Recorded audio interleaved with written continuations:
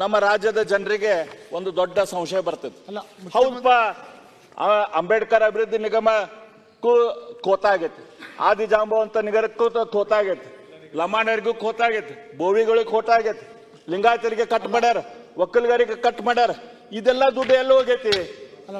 ಇದೆಲ್ಲ ದುಡ್ಡು ಸಾಬರಿಗೆ ಹೋಗೈತಿ. ಉತ್ತರ ಕೊಡುವ ಇದೆಲ್ಲ ದುಡ್ಡು ಅಲ್ಪಸಂಖ್ಯಾತರಿಗೆ ನಮ್ಮ ಸರ್ಕಾರ 1,230,000 ಕೋಟಿ ಕೊಟ್ರ, ಇವ್ರು 2,100 ಕೋಟಿ ಕೊಡ್ತೇವೆ ಅಂತ ಹೇಳಿ ಉಳಿದವ್ರದ್ದು ಎಲ್ಲಾರ್ದು ಕಟ್ ಮಾಡಿ ಅದನ್ನ ಅಲ್ಪಸಂಖ್ಯಾತರಿಗೆ 3,000 ಕೋಟಿ ಕೊಟ್ಟಿದ್ದಾರೆ. ಅಲ್ಪಸಂಖ್ಯಾತರಿಗೆ 3,000 ಕೋಟಿ ಕೊಟ್ಟಿದ್ದಾರೆ. ಇದಕ್ಕೇನು ಉತ್ತರ ಹೇಳ್ತಾರ ಅವರು? ಹೇಳ್ತಾರೆ ಕೊಡ್ಲಿಯ ನಮ್ಗೇನ್ 3,000 30,000 ಕೋಟಿ ಕೊಡಬಾರ್ದು. ಬೇರೆಯವ್ರು ಯಾರು ನಿಮ್ಗೆ ಗೊತ್ತಿಲ್ಲ, ಇಲ್ಲಿ ಬೇರೆಯವ್ರು ಯಾಕೆ ಕಟ್ ಮಾಡ್ತೀರಿ? ಏನಿದು?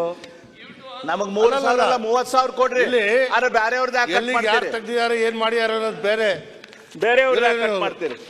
ನಮ್ಮಲ್ಲಿ ಒಂದು ಸಣ್ಣ ಗಂಗೂಬಾಯಿ ಹಾನ್ಗಲ್ ಗುರುಕುಲ ಐತಿ. ಗಂಗೂಬಾಯಿ ಹಾನ್ಗಲ್ ಗುರುಕುಲ ನಮ್ಮ ಹುಬ್ಬಳ್ಳಿಯಲ್ಲಿ.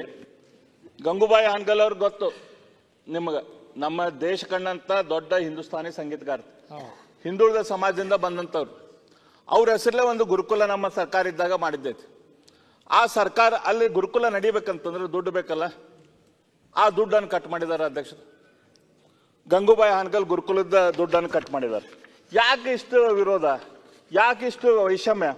ನಮ್ಮ ಸರ್ಕಾರ ಕೊಟ್ಟಂತ ದುಡ್ಡನ್ನ ಇವತ್ತು ಅದನ್ನು ಕಟ್ ಮಾಡಿ ಕೇವಲ 24 ಲಕ್ಷ ರೂಪಾಯಿ ಅದು ಗುರುಕುಲಕ್ಕೆ ಇಟ್ಟಾರ.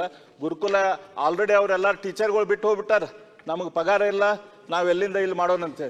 ಇದಂತೂ ಗುರುಕುಲ ಈಗ ಬಂದ್ ಮಾಡೋ